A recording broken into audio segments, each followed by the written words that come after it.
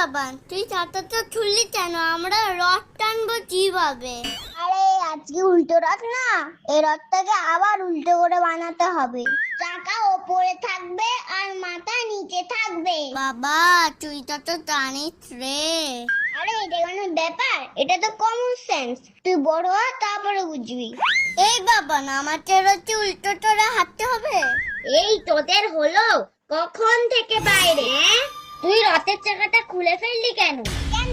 তুই তো বললি আজকে উল্টো রথ, তাই তো চাকাটা উল্টো দিকে লাগাচ্ছিলাম। তোর কোনো কমন সেন্স নেই? চাকাটা মাথায় লাগালে আমরা রথ টানবো কিভাবে? তাহলে তুই কেন বললি আজকে উল্টো রথ? আরে বাবা, উল্টো রথের দিন জগন্নাথ ঠাকুর মাসির বাড়ি থেকে নিজের বাড়ি ফিরে আসে।